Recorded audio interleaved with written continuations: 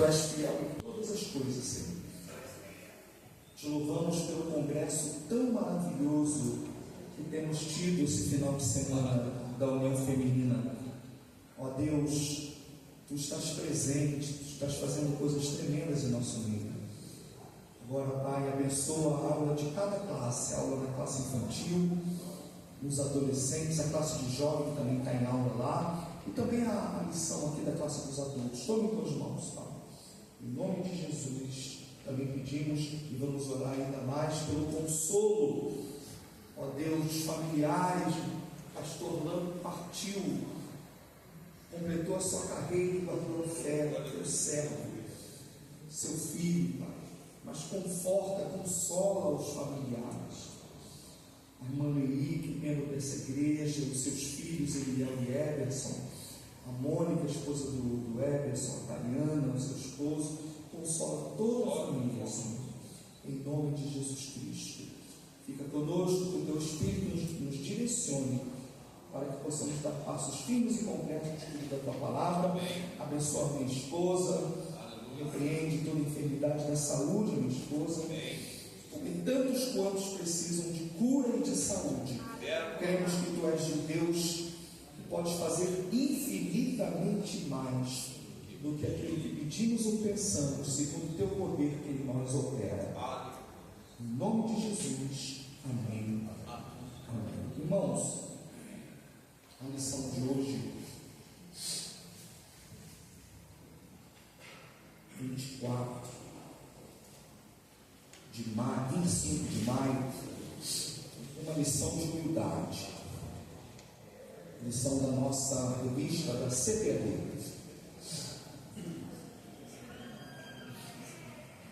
Texto áureo diz assim: porque eu vos dei exemplo, para que, como eu vos fiz, façais vós também.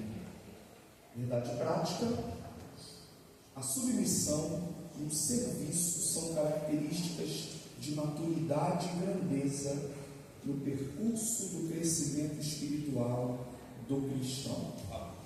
Vamos à leitura bíblica. Lição, revista, lições bíblicas, CPD, e o texto está no Evangelho de João, capítulo 13, do 1 ao 10. Amém?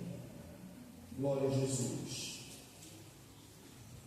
Vamos fazer uma leitura participativa. Os irmãos podem ler, desde que seja em voz alta, tá?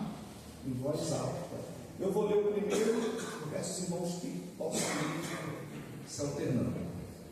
Ora, antes da festa da Páscoa, sabendo Jesus que já era chegada a sua hora de passar deste mundo para o Pai, como havia amado os seus que estavam no mundo, amou-os até ao fim. E acabada a ceia, tendo já o diabo posto no coração de Judas Iscariote, filho de Simão, que o traísse.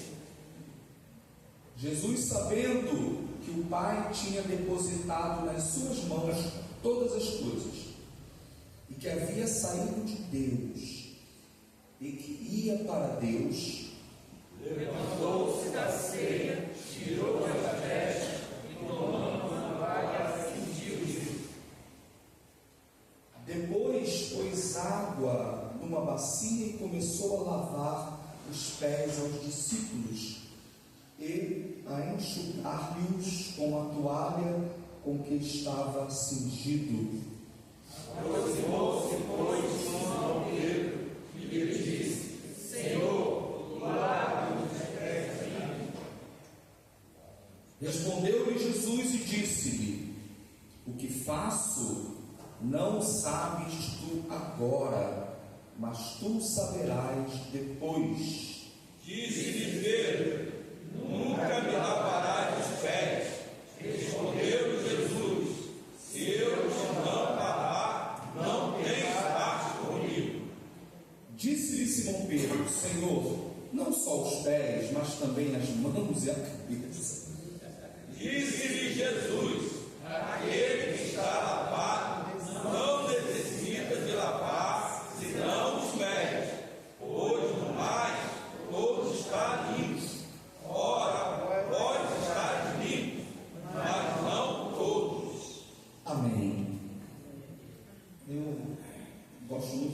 de Pedro, né? Pedro era autêntico, era Pedro. E interessante, o mesmo Pedro, que só ele, além de Jesus, andou sobre as águas, só ele e Jesus. Moisés foi usado por Deus para tocar e o mar abrir, mas andar sobre as águas na Bíblia, só Jesus e Pedro. O mesmo Pedro que andou sobre as águas foi o Pedro que temeu e afundou, né? O mesmo Pedro que disse: Senhor, o Senhor lava os pés a mim?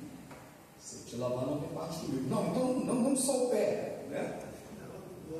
Dá um banho, né? O mesmo Pedro que negou Jesus 3 vezes, mas que por 3 vezes foi perdoado por Jesus e disse: apacenta. Jesus disse: apacenta as minhas ovelhas, né? Apacenta as minhas ovelhas, né? O mesmo Pedro que Satanás soprou no seu ouvido que Jesus não poderia morrer, né, pelos nossos pecados, lá em Mateus 16, quase 3 mil almas, né? É interessante, no mesmo capítulo, o mesmo Pedro que Jesus diz assim, ó, para trás de mim, Satanás, não é isso? É o mesmo Pedro. Claro que o Senhor repreende a Satanás que estava induzindo Pedro. Para trás de mim, Satanás. Nem muda o capítulo. Aí Jesus fala: bem-aventurado és tu, Simão Barjonas, porque não foi carne nem sangue quem tu revelou. Como é que pode? Que figura, né? Que coisa tremenda, né? E nós estamos diante de uma lição de hoje, em que Cristo nos dá a lição de humildade. Eu gosto muito do Evangelho de João, capítulo 13. Abra a Bíblia. Eu sei que sua revista vai continuar aberta, mas abra a Bíblia no Evangelho de João, porque aqui nós temos uma série de acontecimentos que se dão no mesmo lugar. Tudo que está acontecendo aqui em João 13, 14, 15, 16, né? Até o versículo 33 e até o 17, acontecem no cenáculo, na última Páscoa. Todos esses acontecimentos começam no 13 e vão até, né, a oração intercessória, porque diz assim o capítulo 13: antes da festa da Páscoa, sabendo Jesus que era chegada a sua hora de passar deste mundo para o Pai, e havendo amado os seus que estavam no mundo, amou-os até o fim, enquanto ceavam, certo? Aí começa tudo a acontecer. Aí o 17:1 diz: depois de assim falar, Jesus levantou os olhos ao céu, ao Pai, e disse: Pai, é chegada a hora. Conclui com uma oração sacerdotal. Então, do 13 ao 17, nós temos 3 acontecimentos que eu gosto muito de citá-los. Então, começa no 13, termina no 17. E temos 3 coisas, já falei aqui várias vezes: ação, sermão e oração. 3 coisas: ação, sermão e oração. Tudo no mesmo cenário. Aquela ceia foi longa. Vocês vão me responder. Qual foi a ação? A lição de hoje: lavar os pés. É a ação, né? Depois da ação, ele faz o sermão explicando a sua ação, né? Por isso que Jesus fala: o que eu faço não os sabes agora, mas depois entenderás. Aí Jesus começa a explicar, né? Aquele que já se banhou não necessita lavar senão os pés, pois no mais está em todo limpo, e vós já estáis limpos, mas nem todo. Aí o 12 diz: ora, depois de lhes ter lavado os pés, tomou o manto, tornou a reclinar-se à mesa e perguntou-lhes: entendeis vós o que vos tenho feito? Aí ele começa a aplicar a sua ação. Então Jesus lava os pés dos discípulos, e a partir do versículo 12, ele começa a explicar o que ele faz.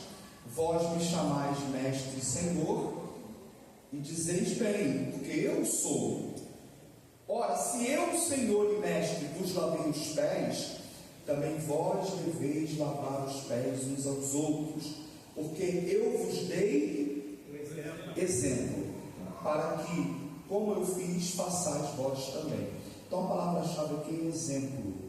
Por isso que a ordem está ação, sermão. Esse é o aspecto mais forte do ministério de Jesus, e o aspecto mais desafiador para a nossa vida cristã. É que o ministério de Cristo foi caracterizado assim: ação, sermão. Ação, sermão. Primeiro fazia, depois ensinava. Por isso que Atos capítulo 1, versículo 1, Lucas escrevendo a Teófilo, ele diz: fiz o primeiro tratado, ele falando em Atos. O primeiro tratado é o Evangelho de Lucas. O Evangelho de Lucas a Teófilo. O primeiro tratado foi o que Lucas escreveu a Teófilo, destinatário direto. Destinatário indireto, os cristãos, né? Então, irmãos, fiz o primeiro tratado ao excelentíssimo Teófilo acerca de tudo quanto Jesus começou a fazer e a ensinar. E a ordem está correta. A ordem está correta. Aí a ordem dos fatores altera o produto. Não está escrito em Atos: fiz o primeiro tratado ao excelentíssimo Teófilo acerca de tudo quanto Jesus começou a ensinar e a fazer. Não, Lucas não escreveu assim. Lucas escreveu acerca de tudo quanto Jesus começou a fazer e a ensinar. O que Lucas está dizendo é que primeiro Jesus Cristo fez ou fazia, e depois ele ensinava. Então, por isso que João 13, no versículo 15, porque eu vos dei exemplo. O versículo 15 surtiu um efeito muito mais forte depois dos primeiros versículos do capítulo 13. Vocês entenderam? Se o Evangelho de João 13 começasse no 15, amém, não estaria errado. Se João 13 começasse: eu vos dei exemplo para que assim como eu fiz, vocês também façam. Aí depois começasse a pegar a bacia e lavar os pés dos discípulos, surtiria um outro efeito. Mas foi muito mais forte Jesus primeiro pegar a bacia com o pano, com a água, e começar a lavar os pés dos discípulos. Aí Pedro fica assustado. Eu ficaria. Todos ficaram. A questão é que Pedro teve coragem de falar. Tenho certeza que todos ficaram. Meu Deus, o nosso Senhor se reclina. Era uma atitude de serviçal, de servo da época. Era uma atitude de servos. Lavar os pés das pessoas. Imagina, Jesus reclinado lá e lavando os pés. Né? Aí Pedro foi o corajoso que disse: eu não vou me lavar não, eu me recuso. Se eu não te lavar, você não tem parte comigo. Né? Então, irmãos, primeiro, por isso que o 15 surtiu um efeito na mente, na alma dos discípulos muito mais forte. Porque antes de existir o versículo, isso é um desafio para mim, é um desafio para todos nós. Antes de existir o versículo 15, existiu os versículos 4, 5, 6, 7, 8, 9, 10. Aí depois que ele lavou, aí ele fala: eu vos dei o exemplo para que assim como eu fiz, façais vós também.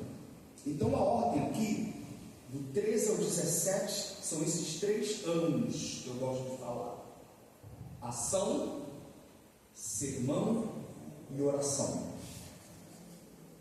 Ação, lavou os pés dos discípulos. Sermão, Jesus começa a explicar a partir do versículo 12. Ele começa a explicar mais diretamente. Aí ele começa a explicar e começa a ministrar sobre os discípulos. Aí ele entra no capítulo 13, no capítulo 14, no capítulo 15, no capítulo 16. Foi um longo ensinamento de Jesus na última Páscoa. Esse estudo bíblico de Jesus foi longo. Vai da metade do capítulo 13 até o versículo 33 do 16. E o último tópico desse estudo foi João 16, 33. Tenho-vos dito estas coisas para que em mim tenhas paz. No mundo tereis tribulações, mas tende bom ânimo, eu venci o mundo. A pessoa terminar um estudo não com uma mensagem triunfalista, mas com uma mensagem dizendo: no mundo vocês vão ter tribulações, viu? Não terminou dizendo: vocês são cabeça e não cauda, declara, exige e tem que ser feito assim, não. Jesus terminou o estudo dizendo: vocês vão ter tribulações. Elas fazem parte da carreira cristã. Vocês vão ter desafios, vocês vão passar por tribulações. O crente não está isento de tribulações, mas não desanimem, né? Eu venci o mundo. Não desanimem, mas vocês não estão isentos das tribulações. Por isso que a igreja deve ter uma mensagem triunfante e não triunfalista. E qual é a diferença de uma mensagem triunfante e não triunfalista? A mensagem triunfalista prega que você está isento dos problemas, das lutas, das tribulações, e se ela vier, você tem que afastar, decretar em nome de Jesus, que eu sou filho do rei. Se eu sou filho do rei, eu exijo, tem que ser feito como eu nem peço, como eu mando, como eu exijo. Jesus nunca prometeu isso. Eu gosto de pregar muito Salmo 93. Aliás, meu primeiro sermão, quando era novinho, foi Salmo 93. E eu prego ele até hoje, porque ele fala que o Senhor reina, está vestido de majestade.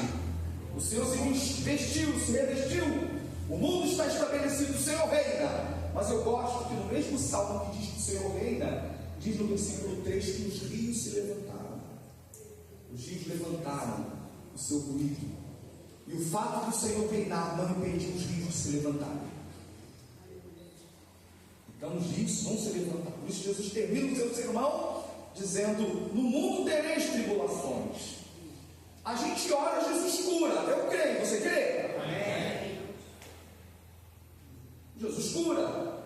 A gente ora, o Senhor resolve alguma dificuldade, um problema. Você crê? Amém. Agora, quem sou eu para dizer que se alguma pessoa fiel a Deus não for curada, eu vou ter que dizer que foi por causa da falta de fé dela?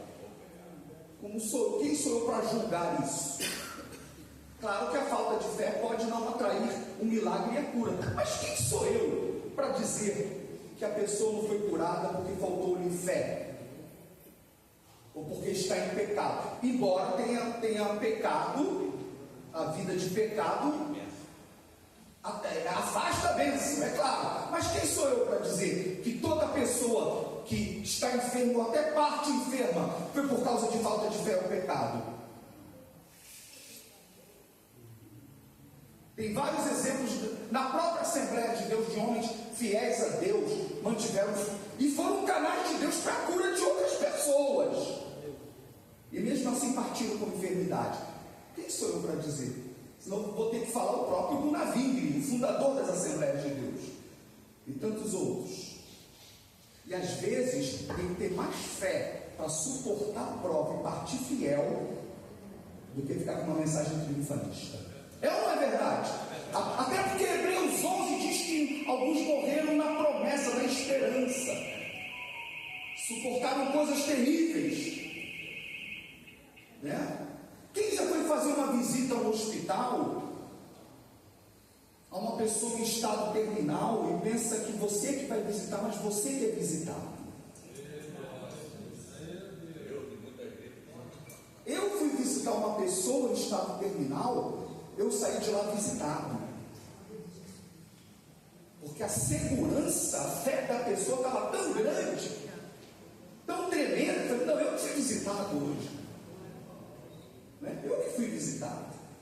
Né? Então, meus irmãos, eu gosto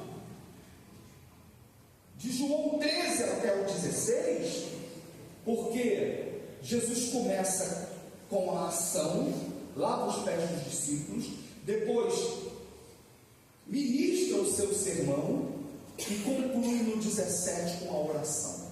É a chamada oração sacerdotal do nosso Senhor Jesus Cristo. Por isso que é ação, sermão e oração. A principal ação foi Jesus lavando os pés dos seus discípulos. A grande mensagem que Jesus nos mostra ao lavar os pés dos discípulos é a lição da humildade e do serviço.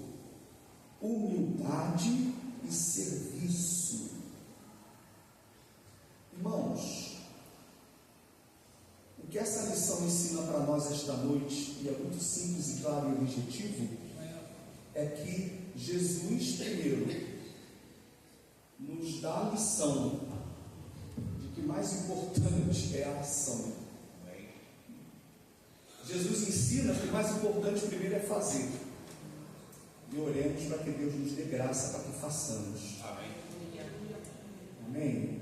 Somos limitados, temos as nossas falhas, mas que façamos. Por isso que eu digo sempre que a melhor maneira de fazer é fazendo. Amém? E a lição que Jesus nos dá é a lição de humildade. Isso combina com Filipenses capítulo 2, é um texto muito conhecido. Nós vamos ler. Muitos conhecem de cor. Filipenses capítulo 2, a partir do versículo 5, e a palavra de Deus nos diz: tende em vós aquele sentimento, ou o mesmo sentimento que também houve em Cristo Jesus, o qual, subsistindo em forma de Deus, não considerou ser igual a Deus coisa que se devia aferrar, mas esvaziou-se a si mesmo, tomando a forma de servo, tornando-se semelhante aos homens, e achado na forma de homem, humilhou-se a si mesmo, tornando-se obediente até a morte, e morte de cruz. Pelo que também Deus o exaltou soberanamente, e lhe deu o nome que está acima de todo nome, para que o nome de Jesus se dobre todos os joelhos que estão nos céus e na terra e debaixo da terra, e toda língua confesse que Jesus é o Senhor, para a glória de Deus Pai. Quem crê nisso? Amém. Obrigado. Amarelinho. Esse é o bom. Então, irmãos, eu já estou terminando. A minha aula aqui hoje é curta mesmo, para a gente ter as duas partes aí. Estamos vindo de um congresso muito puxado, mas muito abençoado. Então, irmãos, nós temos um capítulo aqui em que retrata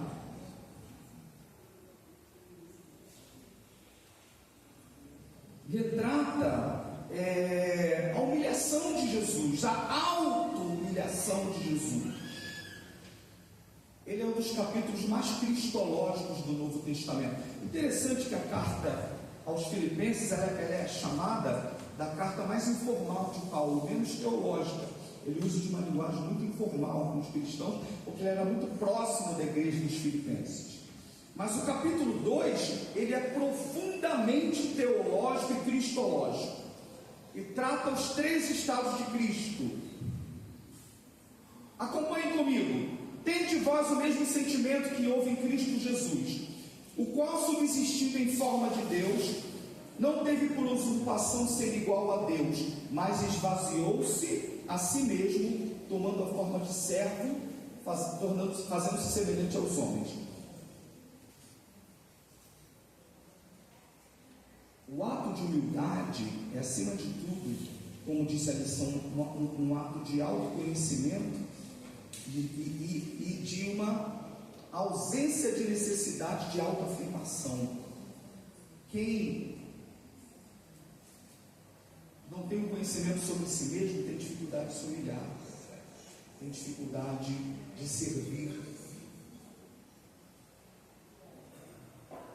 Quem precisa se autoafirmar o tempo todo, na verdade nem sabe o que é nem o que faz. E o ato de se humilhar, de servir, é, acima de tudo, um ato de segurança e de conhecimento de si mesmo. Jesus, em forma de Deus, e a palavra ali grega é morfeu, não teve por usurpação ser igual a Deus.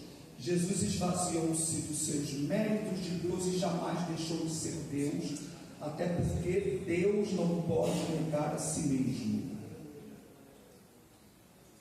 Amém, irmãos? Amém. Jesus não deixou de ser Deus, jamais deixou de ser Deus. Deus é e pronto. Ele auto-esvaziou-se dos seus méritos de Deus. Bonitinho aí, fica bonitinho. Não, eu colocaria depois, não tem problema. Tá bom, obrigado. Então, irmãos,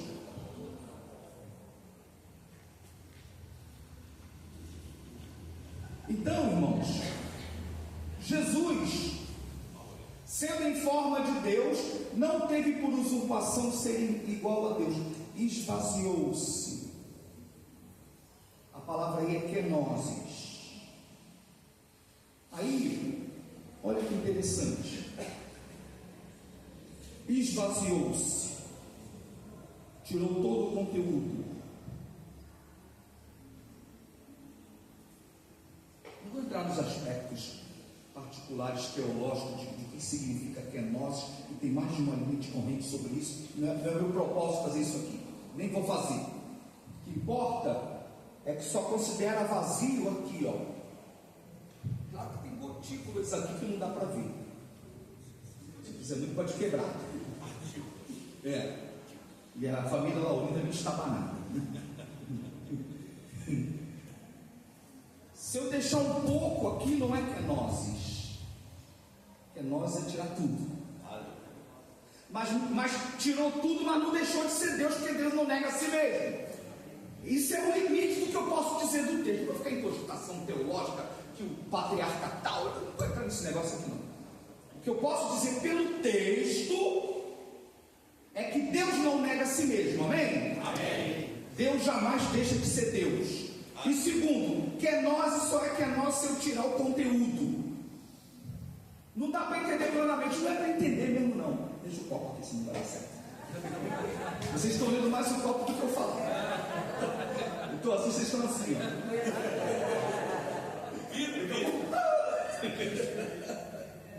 Não é isso? Então, irmãos, o interessante é que o ato de humildade é um ato de esvaziamento.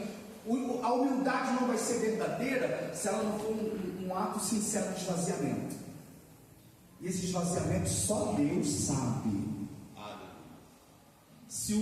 Deixa eu falar aqui, eu tenho que terminar. Eu falo que tem que terminar e começo a me entusiasmar. A coisa vai ficando boa. Mas eu tenho que terminar. Esse meu amado só vai ser verdadeiro se estiver acompanhado de um kenosis verdadeiro. Deu para entender? O que é humildade verdadeira? Meu querido e amado irmão Fábio, tem que ser verdadeiro. Não é isso? Senão, essa kenosis não vai ser verdadeira. Sim, amado, estou sim. Não pode sim, amado, lá dentro. Amado. Sabe? Eu sou uma pessoa pessoa que se a hora não dá para ser amado, eu não falo não. Vocês sabem, gravar tudo para cá. Essa não é hora de falar amado, não está legal, não está amado na hora. Deus me perdoe e fala, não está legal não. Assim, eu não vejo problema em ser assim. Tu não sabe quando quando não é. Né? Não, essa hora aqui, vamos resolver isso aqui. Eu gosto de falar amado quando está legal mesmo, né? Sim, amado. Quando não está, não. Tá, não. Né? Deu para entender o que é kenosis verdadeira? Amém. O esvaziamento é verdadeiro, a humildade é verdadeira. Esse foi o kenosis de Jesus. Outra palavra forte aqui, né? Esvaziou-se a si mesmo, é uma atitude pessoal, certo? Não é o outro. Você pode ouvir até um conselho, uma boa ilustração, uma boa palavra, mas é um ato próprio. Esvaziou-se a si mesmo. É um ato, acima de tudo, também de decisão verdadeira, tomando a forma de servo. E servo aqui não é diaconia. Servo aqui é a palavra doulos, escravo. É o servo que lava o pé. É o servo. Essa palavra é mais forte do sermão. Eu vou terminar. É da palavra theos a doulos. Não existe palavra maior na Bíblia do que Deus. Nós somos monoteístas, só há um Deus, amém? O capítulo 2 é tão profundo que adjetiva Jesus de theos a doulos. Como pode isso? Sendo em forma de Deus, theos, mas depois diz, tomando a forma de. Essa palavra é mais bonitinha, mas sabe qual é a tradução mais original? Sendo em forma de Deus, não teve por usurpação ser igual a Deus, mas kenosis, esvaziou-se a si mesmo, tomando a forma de escravo. É a palavra de uma tradução mais real, de Deus a escravo. Eu sou, eu posso, eu tenho. Jesus, servo, escravo. O cristianismo é diferente, não é? Por isso que o cristianismo é diferente de todas as outras religiões. Qual outra religião tem um Deus que tornou-se em forma de escravo? Aí ele fala para os discípulos: eu vos dei exemplo, para que assim como eu fiz, vocês façam também. Não há posição maior. Eu vou subir nada aqui. Fique tranquilo, eu não vou subir. Não há posição maior do que a de Deus, concorda? Amém. Então qualquer um que fala, não, eu sou, né? O único eu sou é o Senhor, eu sou. O único eu sou verdadeiro que existe é o de Êxodo 3, diz aos filhos de Israel, Anihu, eu sou. João 8,58, antes que Abraão existisse, ego em mim, eu sou. O único verdadeiro eu sou é Deus. O que Jesus está ensinando é que não existe nenhuma posição que o Cláudio possa galgar, porque ele não galga nada, é a graça e a misericórdia e o amor de Deus, porque é só fazer assim, pouco sopro de vida acaba. É só um negocinho assim, que para tudo. É só o coração dar, não é? E para tudo a gente não é nada. A maior besteira da gente é pensar que é alguma coisa. A Bíblia fala assim, ó, nem diga eu farei aquilo, mas se o Senhor quiser, não é? A gente sai da nossa casa e chega aqui e pede misericórdia a Deus para chegar até aqui. Só o fato de estar aqui já é misericórdia de Deus. A gente não é nada. Jesus está dizendo o seguinte: ninguém tem um grau maior do que Deus. E Deus fez-se em forma de escravo. O que ele está ensinando para nós cristãos é que isso não tira o princípio bíblico de respeito à autoridade espiritual estabelecida por ele. Porque a Bíblia tem vários versículos, aqui o tema do estudo não é esse. E é bíblico honrar as autoridades constituídas por Deus, inclusive as eclesiásticas. Mas o princípio aqui é o princípio de que ninguém pode se usurpar dela. Não teve por usurpação. Não existe humildade e usurpação. Ou eu estou em humildade ou eu estou em usurpação. Deu para entender? Não teve por usurpação, mas humilhou-se. Não ficam juntas humildade e usurpação. Ou eu fico me usurpando ou eu estou em humildade. Eu posso até fingir que estou me humilhando, mas se eu estou me usurpando, Deus sabe que essa humildade não é verdadeira, mas que está ali é usurpação, e é pior de todas, disfarçada de humildade. E às vezes a falsa humildade é mais usurpadora do que uma usurpação declarada, porque a usurpação como pseudo-humildade, ela é ainda mais arrogante, porque ela é interna, ela é inclusa, ela é escondida, ela é diabólica. Deus me guarde todos nós, na verdade. Por que ela é diabólica? Porque isso é síndrome de Lúcifer. Tu dizias onde? E o diabo enganou gente lá em cima? Ó, tenho certeza que ele tinha uma pseudo-piedade. Tira ou não tira? Alguém vai ser enganado por alguém que fala: eu sou muito mal, eu sou o diabo, né? E tem gente que já tem teólogo dizendo que o diabo não é pessoa, é um estado de maligno. Não, o diabo é um ser espiritual mesmo, né? Esse é pior, porque é uma falsa humildade. Isso é uma síndrome de Lúcifer. Então Deus guarde a todos nós para que a humildade seja verdadeira, né? Então, meus amados, aí diz aqui, pode tocar a campainha, tá? Por favor, secretaria. Pode tocar, por favor, irmã Valéria, irmã. Pode tocar aí, por favor, tá? Eu já pode vir as classes, né? Aí diz: tornando-se semelhante aos homens. Então, só o fato de ser homem não significa ser humilde, que é possível ser homem e não ser humilde. Tem homem que não é humilde? Então, Jesus não apenas se fez em forma de homem, ele se fez de forma de homem, mas homem humilde. Aleluia, sendo obediente. Eu tenho que falar isso aqui, já estou terminando. Duas palavras-chave: humildade e obediência.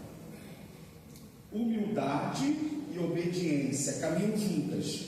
Humildade, obediência. A humildade, companheira da obediência. A obediência, companheira da humildade. A desobediência já é uma arrogância, é ou não é? Quando o filho é desobediente ao seu pai, ele não está sendo humilde. A obediência é uma prova de humildade.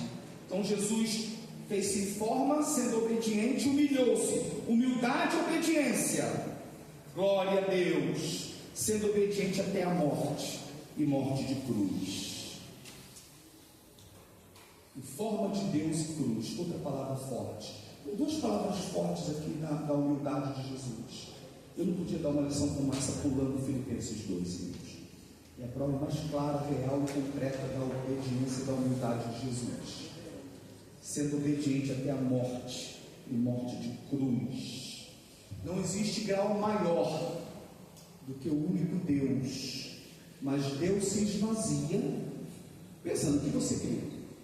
Deus se esvazia em forma humana, em forma de servo, de escravo, e vai até a cruz. A pior morte na época. Aí eu quero terminar essa lição de hoje com Mateus capítulo 23, abra a tua Bíblia. Mateus capítulo 23, versículo 12. 11 e 12. Mas o maior dentre vós há de ser o vosso servo. Qualquer, pois, que a si mesmo se exaltar será humilhado. E qualquer que a si mesmo se humilhar será exaltado. Princípio de Jesus. Amém? Aí Filipenses 2 diz: pelo que também Deus o exaltou. Perceba bem, a si mesmo se humilhou, pelo que também Deus o exaltou. Vocês estão entendendo isso? A si mesmo se humilhou, mas o texto não diz ele a si mesmo se exaltou. O texto diz: a si mesmo se humilhou, mas o Pai o exaltou. É tão tremendo isso. Só mais um pouquinho, vou terminar. Aquele que a si mesmo se humilhar, a própria pessoa se humilha, mas outra pessoa exalta. Isso se cumpriu em Jesus. A si mesmo se humilhou, pelo que também Deus o exaltou soberanamente. E lhe deu o nome que é sobre todo nome, para que o nome de Jesus se dobre todo joelho, toda língua confesse que Jesus é o Senhor, para a glória de Deus. Então, lavar pé do irmão, estou falando literalmente lavar o chulé do outro lado. Estou falando atitude de humildade, de serviço, além de ser uma atitude verdadeiramente cristã e uma identificação com Jesus Cristo, é também uma prova de que você entendeu o ensinamento de Jesus, o princípio de Jesus, e que Deus no tempo dele vai te exaltar. Glória a Deus, aleluia. É o propósito para a glória dele. Possamos então, irmãos, todos nós, lavar os pés uns dos outros. Amém? Amém. Vamos ficar de pé? Glória a Deus. Senhor, adoramos e glorificamos, magnificamos o teu santo e eterno nome. Aleluia. Só tu és digno de toda honra, toda glória, todo louvor e toda adoração. Deus maravilhoso, agora continua abençoando essa segunda parte da escola dominical, e seja também uma bênção para a honra e glória do teu nome, em nome de Jesus, amém. Estamos, pode encerrar ali, alguém sabe encerrar ali, por favor? O vídeo, eu vou, enquanto aguardo, vamos ficar de pé para cantar.